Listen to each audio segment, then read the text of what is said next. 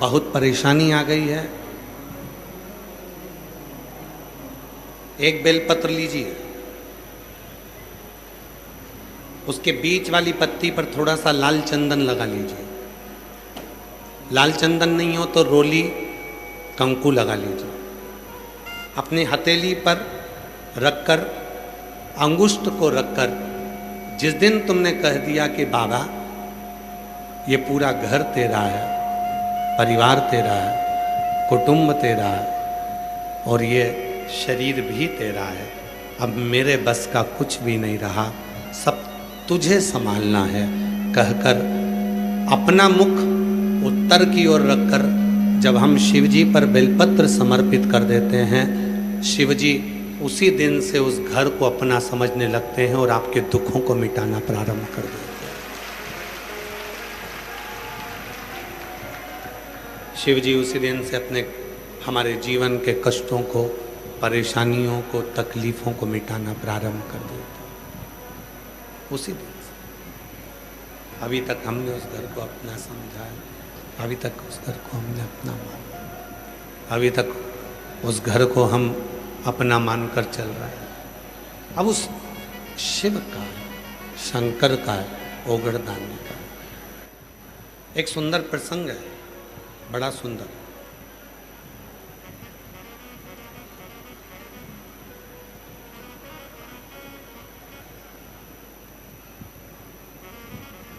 शिव महापुराण का ये बड़ा प्राचीन और बड़ा सुंदर प्रसंग है।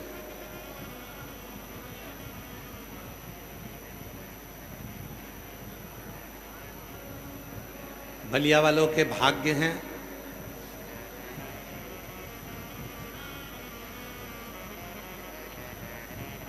जो आज प्रदोष के दिन आपको ये सुंदर सा प्रसंग सुनने का मौका मिला है, भगवान शिव की कथा। हम हमेशा जो भी कथा लेने आते हैं तो हम उनको हमेशा कहते हैं कि तुम्हारी किस्मत है जो तुम्हारे कथा के मध्य में प्रदोष पड़ रहा है।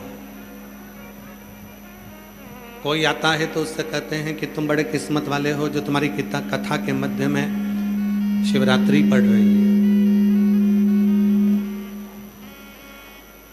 तुम्हारे कथा के मध्य में शिवरात्रि पड़ रही है। पर ना जाने बलिया वालों ने कौन सा पुण्य करा, इनके कथा के मध्य में पुरुषोत्तम मास, अधिक मास भी पड़ा, प्रदोष भी पड़ी, शिवरात्रि भी पड़ी, कथा की शिवरात्रि भी पड़ी और जिस दिन कथा 15 जून को विराम होगी उस दिन सोमती अमावस्या भी पड़ी। ये शिव की बड़ी।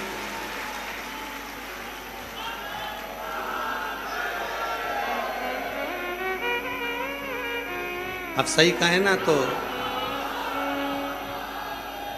थोड़ा थोड़ा तुमको देख देख कर हमको भी जलन होने लगी है कि कौन सा पुण्य कर कर आए थे जो तुम, प्रदोष भी तुम्हारी कथा में पड़ा, शिवरात्रि भी तुम्हारी कथा में पड़ी, कथा की शिवरात्रि भी तुम्हारी कथा में पड़ी और जिस दिन कथा का विराम हो उस दिन इस गंगा के पवित्र आनंदमय तट पर सोमती अमावस्या भी पड़ गई, वो भी पुरुषोत्तम मास की।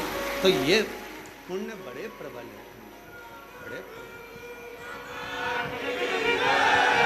ये पुण्यता तुम्हारे जीवन को सुख प्रदान करती। एक बड़ा सुंदर प्रसंग है महाराज। एक नगर में एक विद्वान संत रहते थे। शिव महापुराण का ये बड़ा सुंदर प्रदोष का प्रसंग है। विद्वान संत रहते थे, बहुत विद्वान थे, शिव के परम भक्त भी थे, उपासक भी थे, भक्ति में लीन रहते थे, भगवत भजन में लीन रहते थे, स्मरण किया करते थे। और उसी नगर में सब अपनी अपनी व्यवस्थाओं के अनुसार कार्य करते थे। उसी नगर में एक लोहार भी रहता था और वो लोहार उस नगर में रहता था, इस नगर में संत रहते थे, उसी नगर में वो लोहार रहता था जिस नगर में संत रहते।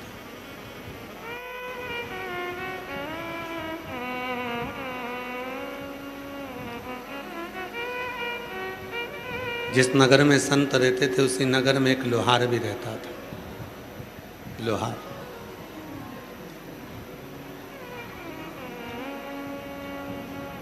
संत अपना कार्य करते थे, भगवत भजन। लोहार अपना कार्य करता था, लोहे को कूटना।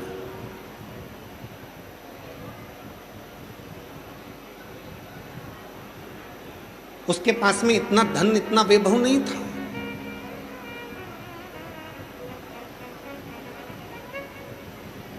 पर जो था उसमें भी वो संतुष्ट था। दुनिया की सबसे बड़ी दौलत यही है कि जो परमात्मा ने आपको दिया है उसमें अगर आप संतुष्ट रहना प्रारंभ कर दिए तो परमात्मा ने भी देना प्रारंभ कर दिया। आप संतुष्ट नहीं हो पाते तो परमात्मा भी देता नहीं।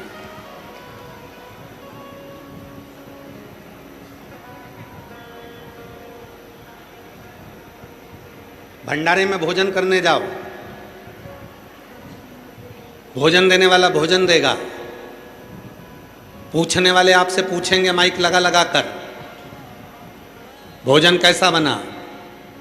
पहले तो आपको स्मरण करना है कि हम भोजन करने के लिए नहीं आए। ये 7 दिन तक जो शिव महापुराण की कथा हो रही है, 7 दिन मेरा भोले बाबा कैलाश और काशी को छोड़कर हमारी बलिया में आया हुआ है। हम उसकी प्रसाद को पाने के लिए, हम प्रसाद पाने आए, भोजन नहीं है। होटल पर खाते तो भोजन था, घर पर खाते तो भोजन था, ढाबे पर खाते तो भोजन था, रिश्तेदार के घर में खाते तो भोजन था, बाजार में खरीद कर खाते तो भोजन था।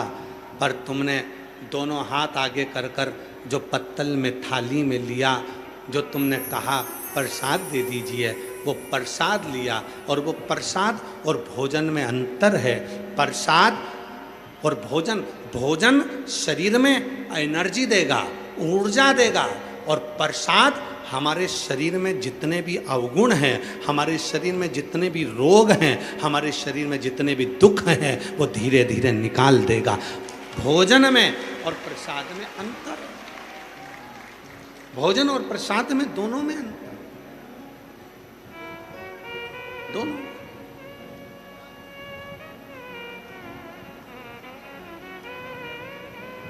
पूछने वाले पूछेंगे, क्यों साहब भोजन मिला? हाँ। कुछ कमी है क्या? नहीं साहब, ये तो मेरे शंकर का प्रसाद है। कोई कमी? अरे साहब, अगर शंकर के प्रसाद में कमी देखूंगा तो मेरी तो जिंदगी में बहुत सी कमियां हैं, मैं कब तक कमी देखूंगा? मुझे तो प्रसाद, मुझे तो प्रसाद चाहिए।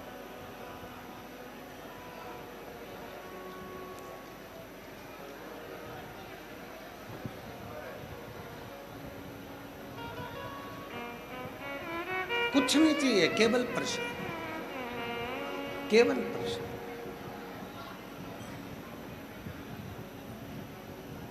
कल एक बहन जी ने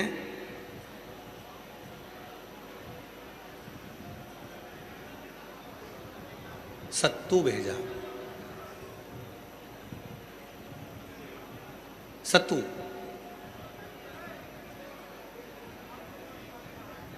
सत्तू जानते हो ना? एक बहन जी ने सत्तू भेजा और नीचे उसमें एक पन्नी में चिपका दिया। कल कथा में बताना कैसा लगा। कल हम जब यहाँ से गए, सत्तू गाड़ी में रखा था, तो हमने विकास जी से कहा कि वो सत्तू निकालो और भंडारी को बोलो कि भंडारी उसको घोल कर शक्कर डालकर ला कर दे। भगवान को भोग लगाया, भोलेनाथ जी को पवाया और वो सत्तू हमने खाया। बड़ा स्वादिष्ट था, अच्छा था। तो बड़ी प्रसन्नता हुई जानकर कि कम से कम हमारे बलिया के लोग सत्तू से भी तो प्रेम करते हैं, कम से कम सत्तू का भी तो एक आनंद हमारे बलिया में होता है। इसका भी तो एक क्रम हमको प्रसन्न आया। जो दिया गया वो भाव से था। जैसे आपके पास में कई लोग पूछने के लिए आएंगे, क्यों साहब बहुत तेज गर्मी पड़ रही है, क्या व्यवस्था में कमी है, बताओ यहाँ क्या कमी रह गई, बोलो क्या कमी है। लोग माइक ले लेकर पूछेंगे, पर जो शंकर का भक्त होता है, जो शिव का उपासक होता है, वो अपने मुख से एक ही बात कहता है, साहब कोई कमी नहीं है, मेरा भोले बाबा मेरे नगर में आ गया, इससे बढ़कर कुछ नहीं चाहिए। जो आया बस शिव, वो आया, उससे ज्यादा हमको कुछ नहीं चाहिए। और महाराज, किस्मत वालों को मिलता है भोले तेरा दरबार, किस्मत वालों को मिलता है भोले तेरा दरबार। सच्ची सरकार तुम्हारी साचा दरबार, किस्मत वालों को मिलता है भोले तेरा दरबार, किस्मत वालों मिलता है भोले तेरा दरबार। ये किस्मत है हमारी, ये भाग्य है हमारा, जो बाबा की कृपा से ये कथा मिली। एक लोहार रहता है, एक विद्वान संत भी रहता है। लोहार अपना काम करता है, विद्वान संत अपना काम करता है। लोहार के पास में कुछ ज्यादा नहीं है,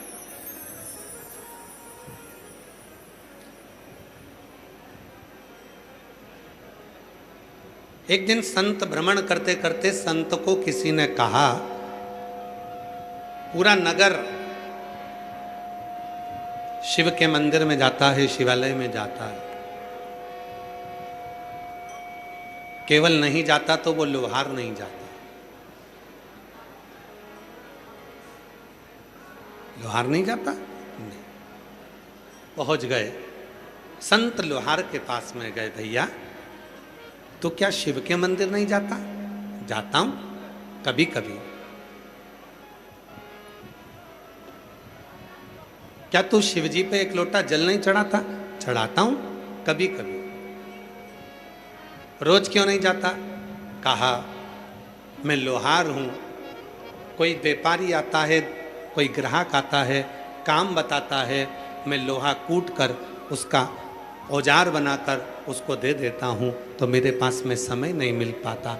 सुबह से शाम तक मैं केवल मेहनत ही मेहनत करता हूँ, और उस मेहनत के कारण बस मुझे समय नहीं मिल पाता, मुझे समय नहीं मिलता, केवल मैं मेहनत ही मेहनत कर रहा हूँ।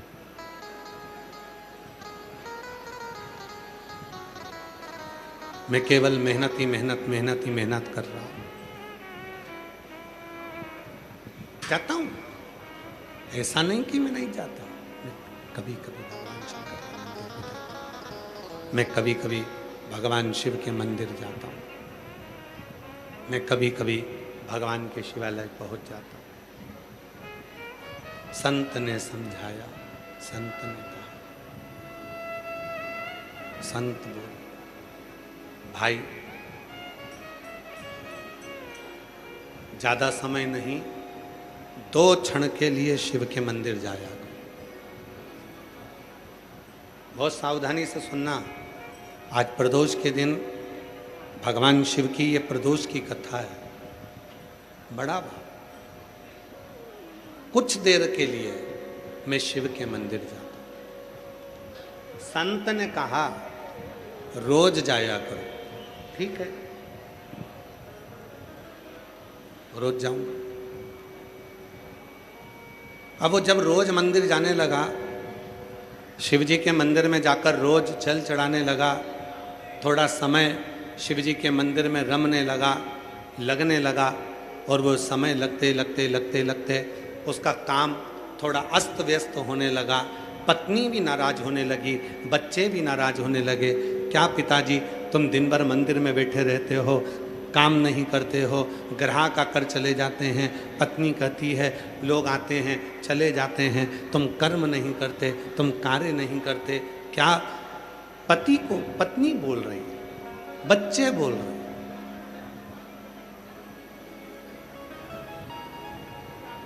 और शिवपुराण क्या कहती है? कर्म करते रहो, नाम जपते रहो। दुकान पर हो, श्री शिवाय नमस्ते। नौकरी पर हो, श्री शिवाय नमस्ते। भोजन बना रहे हो, श्री शिवाय नमस्ते। कर्म करते, काम करते करते करते करते साथ में जब भगवान का भजन होगा, काम करते करते जब भगवत स्मरण होगा, तो उसका सुख कुछ अलग ही होगा।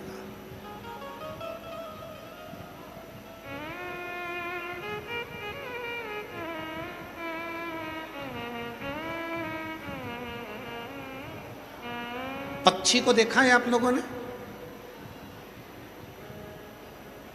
एक पतली सी डाली को पकड़कर पक्षी अपने पांव से पतली सी डाली को पकड़कर रात भर सोता है। बहुत मोटी सी डाली पर पक्षी नहीं होता।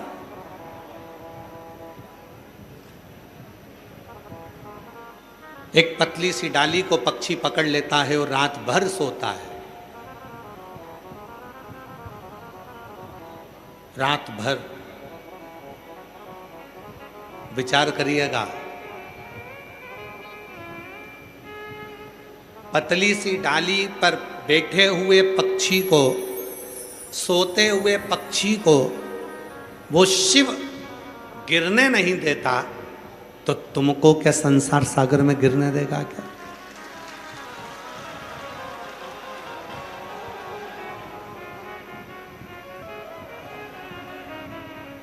पक्षी पतली सी डाली को पकड़कर रात भर सोता है, पर वो पक्षी को गिरने नहीं देता।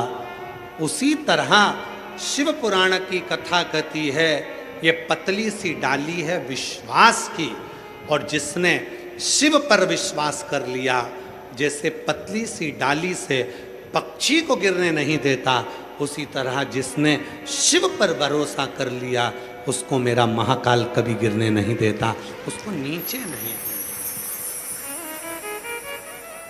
उसको गिरने नहीं देता।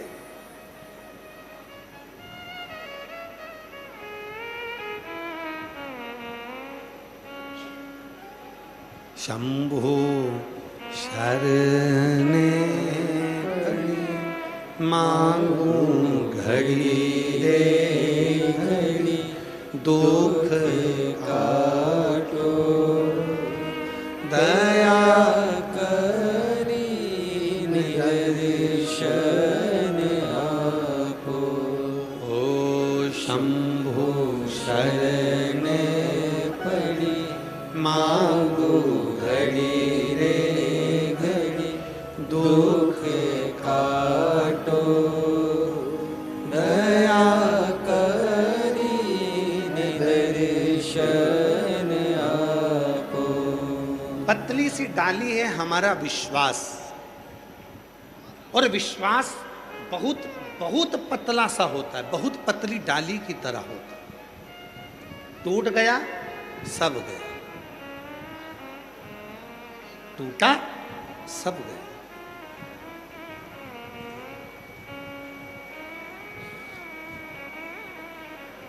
सब कुछ टूटे पर भरोसा ना टूटे।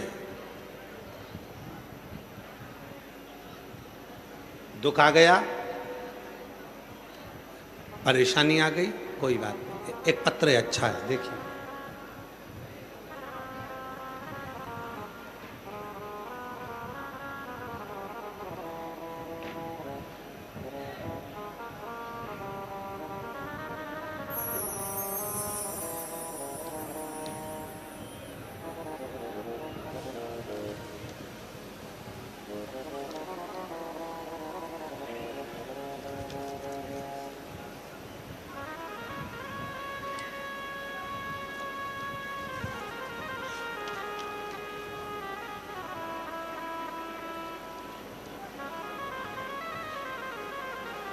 अलका राय, कहीं बैठी हो, अलका राय, पति का नाम है सुशील कुमार राय, ग्राम पोस्ट करमोता, जिला बलिया की निवासी हैं। कहीं बैठी हो तो हाथ हिला सकती हैं, और अगर बैठी हो तो आ सकती हैं। मेरी शादी जून 2007 में हुई थी। शादी के 2-3 साल बाद से ही हमें बच्चे को जन्म देने का मन में आया, पर संतान जन्मी नहीं। फिर हमने इलाज करवाना प्रारंभ करा। दिल्ली, बनारस, हल्द्वानी के बड़े बड़े डॉक्टर को दिखाया, लेकिन कोई लाभ नहीं मिला। दिल्ली भी गए, बनारस भी गए, हल्द्वानी भी गए, पर कोई लाभ नहीं मिला।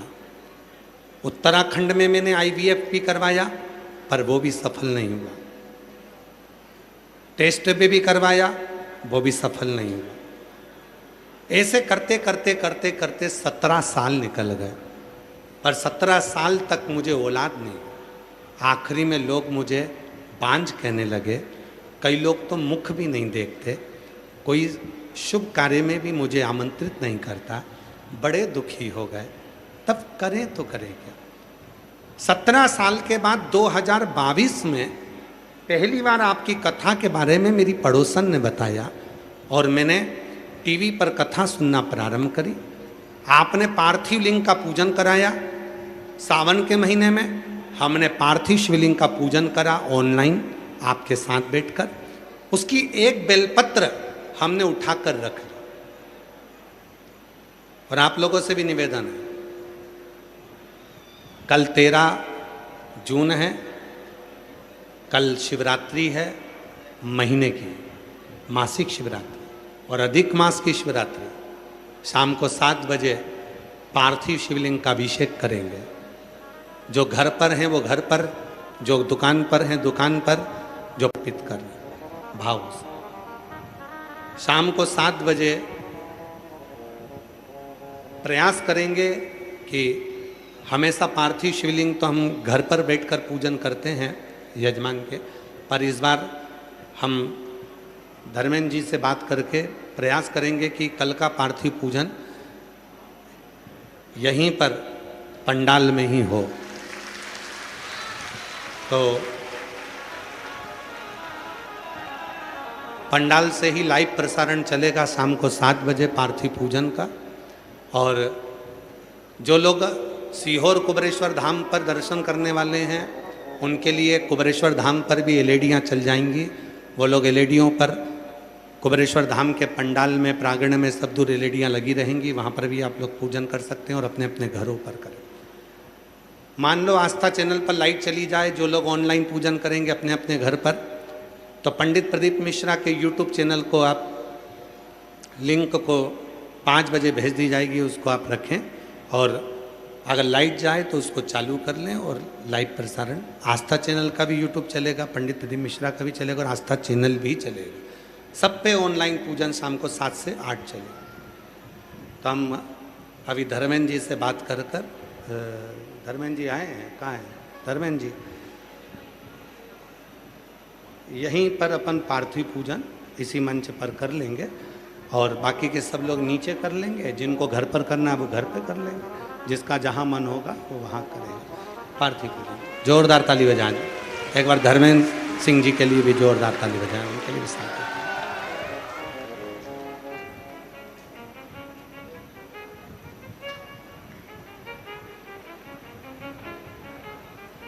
धर्मेंद्र सिंह जी लगता ही नहीं है कि आप किसी मंत्री जी के भाई हैं। ये सरलता है आपकी।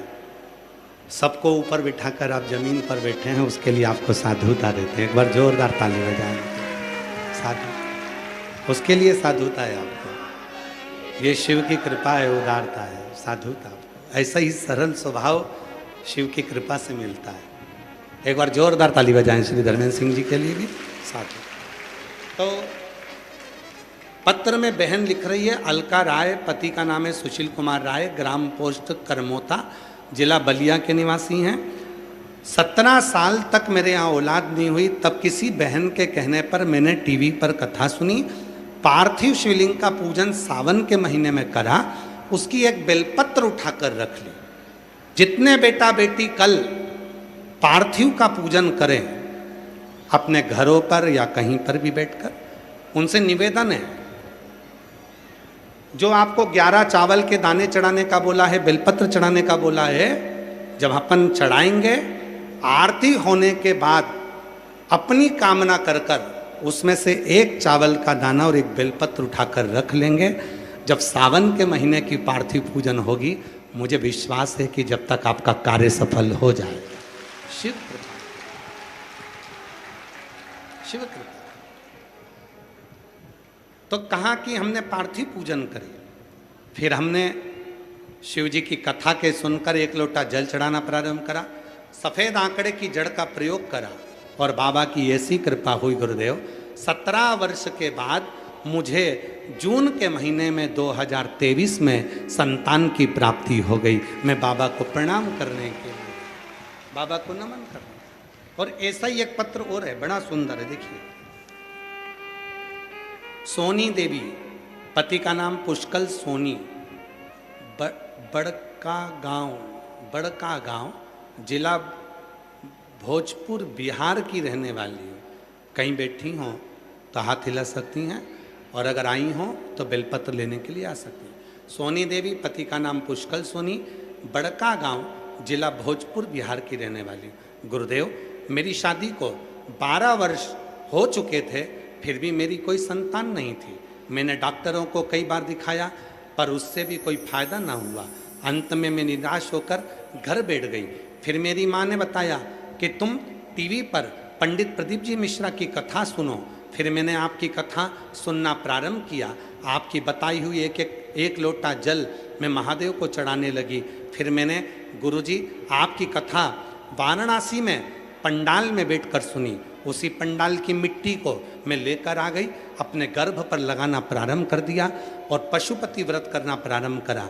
बाबा की कृपा से 12 वर्ष के बाद 20/1/2026 को बाबा की कृपा से मुझे जुड़मा 2 बेटों ने जन्म लिया। मैं बाबा को यहाँ प्रणाम करने के लिए आई हूँ। जुड़मा 2 बच्चों ने जन्म लिया, मैं बाबा को यहाँ प्रणाम करने के लिए आई हूँ। और तेरी कृपा का क्या है भरोसा, कब किस पर हो जाए, जरा सी हम पर कर दो, जरा सी हम पर कर दो। तेरी कृपा का क्या है भरोसा, कब किस पर हो जाए, जरा सी हम पर कर दो, जरा सी हम। जो ठंडे नहीं है उनको सबको बंद कर दे। तेरी कृपा का क्या है भरोसा, कब किस पर हो जाए, जरा सी हम पर कर दो, जरा सी हम पर कर दो। जिस पर भी हो गई तेरी कृपा करुणा वो भव पार हुआ, भव पार हुआ। पापी हो चाहे जितना, उसका भी बाबा उद्धार हुआ, उद्धार हुआ।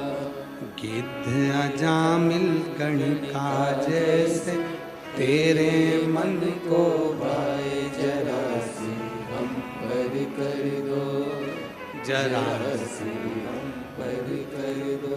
तेरी कृपा का क्या है भरोसा, कब किस पर हो जाए, जरा सी हम पर कर दो, जरा सी हम पर कर दो। हे शिव, तुम करुणा के सागर हो, तुम दया के सागर हो, तुम कृपा के सागर हो। बस आप कृपा करो तो सब कृपा हो जाए, आप दया करेंगे तो सब दया करेंगे। थोड़ी आराधना, थोड़ी साधना, थोड़ी उपासना, थोड़ी उपासना, थोड़ी साधना, थोड़ी तपस्या। शिव कथा कर रही है। संत ने लोहार से कहा,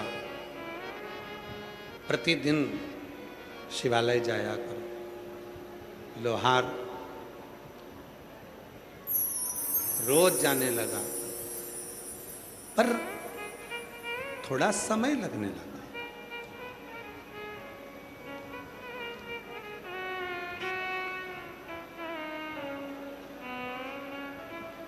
थोड़ा सा, और जब थोड़ा समय लगने लगा,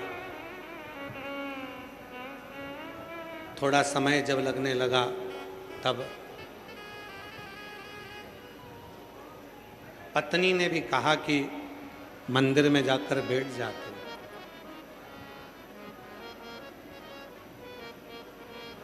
बच्चों ने भी कहा कि मंदिर में जाकर बैठ जाते हो, ग्राहक आते हैं, व्यापारी आते हैं। उसने विचार करा, संत कहते हैं मंदिर जाओ,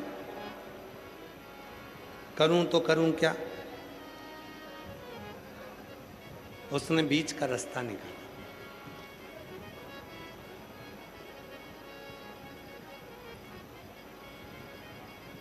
शिव महापुराण का सबसे बीच का रास्ता लोहार ने निकाला। रोज मंदिर जाता है, नंदी के कान में कुछ कहकर वापिस आ जाता।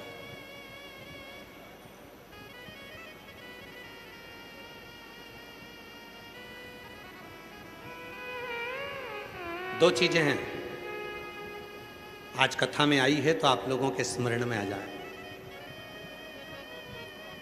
जिसके घर में औलाद नहीं है, संतान नहीं है, जो बहुत बीमारी से ग्रसित है, बहुत बड़ी बड़ी बीमारियां हैं, रोग हैं, तकलीफ है,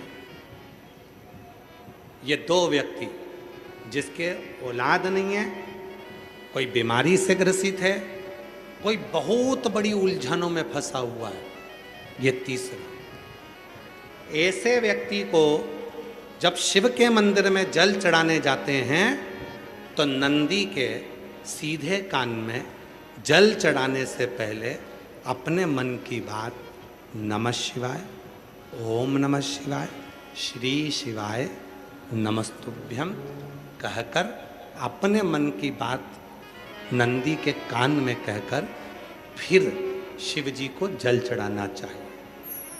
और यदि किसी व्यक्ति को व्यापार खोलना है, कोई प्रॉपर्टी खरीदना है, कोई जमीन जायदाद का लफड़ा हो गया, कोई अदालती केस हो गया, कोई तकलीफ में फंस गया, कोई नौकरी नहीं लग रही है, कोई सर्विस नहीं हो रही है, कोई बहुत एग्जाम दे लिया, 1-2 नंबर से दे रहा है, कोई कंपटीशन एग्जाम में नहीं निकल पा रहा है, तो उस व्यक्ति को पहले जल चढ़ाना चाहिए, फिर आकर नंदी के राइट कान में, सीधे कान में ही नंदी के अपने मन की बात कहकर वापिस अपने घर की ओर आ जाना चाहिए।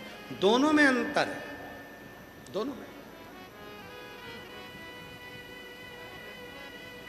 जैसे किसी नारी के गर्भाशय में अगर गठान हो जाती है, शरीर में किसी भी स्थान पर गांठ हो गई, कहीं चेस्ट पर गांठ हो गई, छाती में गांठ हो गई, उदर में हो गई, बच्चादानी में गांठ हो गई, या किसी पुरुष के किसी शरीर में गांठ हो गई, तो उसको क्या करना चाहिए?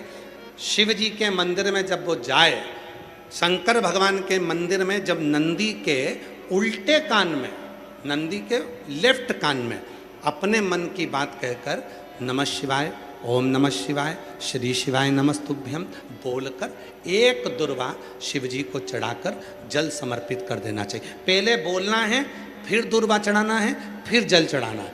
आती समय उस दुर्वा को उठाना है, थोड़ा सा जल झेल लेना है, मंदिर के ही दरवाजे के बाहर उस दुर्वा को चबा चबा कर खाकर जल का आचमन कर लेना है। लगभग 1.5 महीने कर कर देखो, उसके बाद जांच कराओ, आपकी गठान गल चुकी होगी, समाप्त हो रही होगी, वो गांठ अपने आप समाप्त।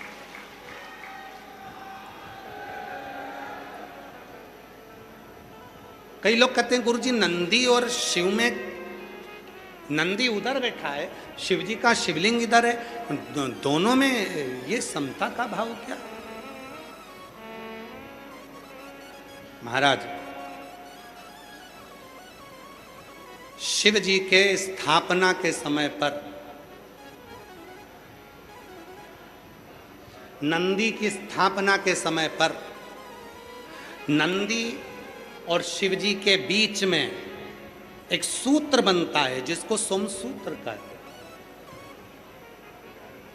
वो पत्थर में दब जाता है, उसको लोग ऊपर से टाइल्स पत्थर लगा देते हैं, एक तार जाता है।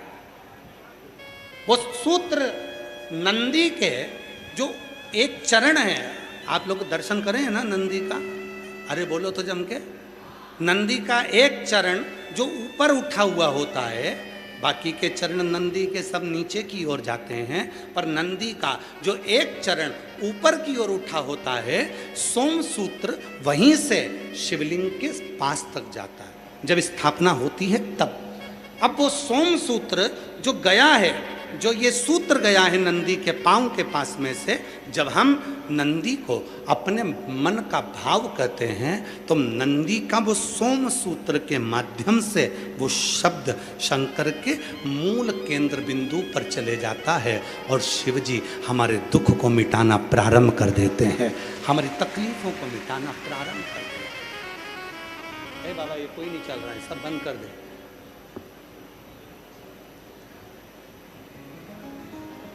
सोम सूत्र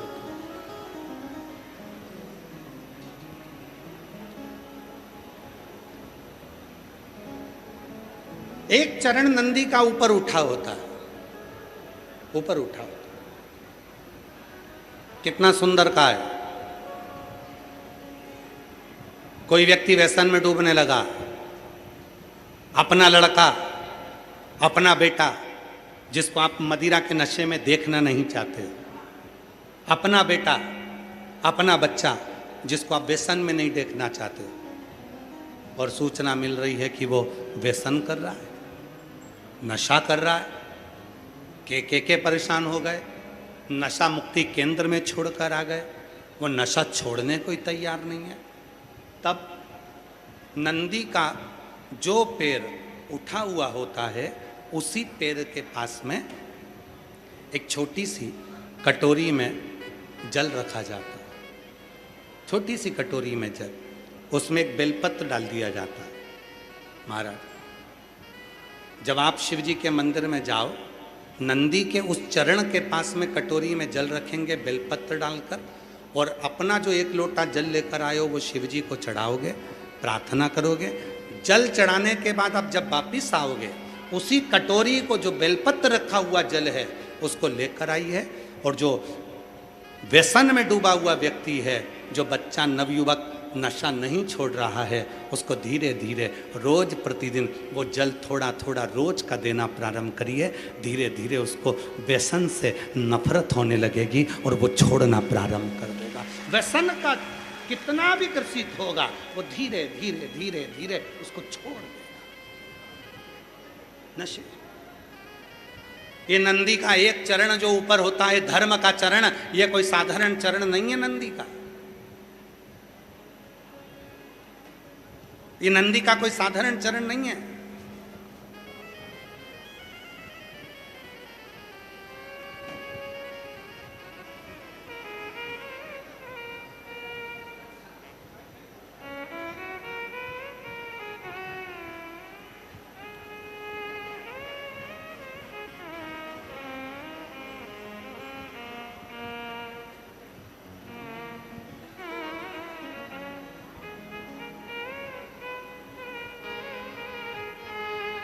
ये नंदी का जो चरण है, जिसका चरण ऊपर की हो रही है, साधारण चरण नहीं है। कहते हैं बहुत तकलीफ है, बहुत कष्ट है, इतना टेंशन है, इतना टेंशन है कि पूरा डिप्रेशन में जीव जा रहा है। पहुंच जाओ नंदी के पास, बैठ जाओ नंदी के पास में, जो चरण उठा हुआ है उसी के पास में बैठ जाओ, नंदी के बिल्कुल बाजू पास में। कुछ देर ओम का नाद करना प्रारंभ करिए।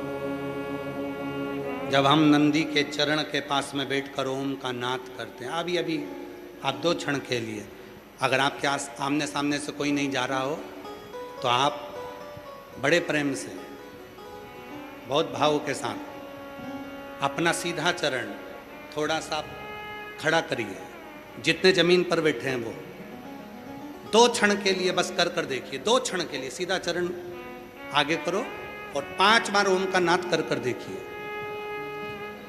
कमर दुख रही है, पीठ दुख रही है, सिर दुख रहा है, डिप्रेशन हो रहा है, टेंशन है, 5 बार ओम का उच्चारण करना है आपको। केवल चरण आप इस तरह से इसको चरण को रख लो, बस केवल इस चरण को खड़ा करो और साथ में ओम का लंबा नाद करेंगे।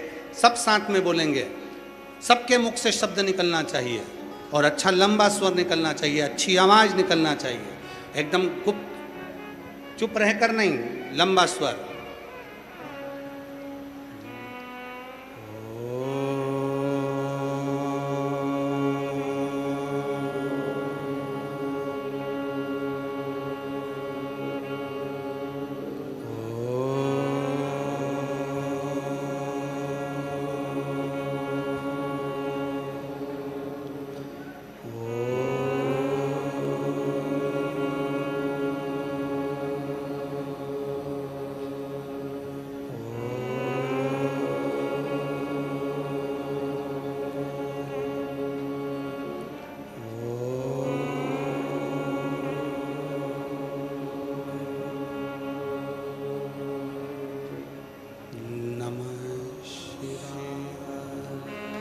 आराम से बैठिए, नेत्र खोलकर स्मरण करिए।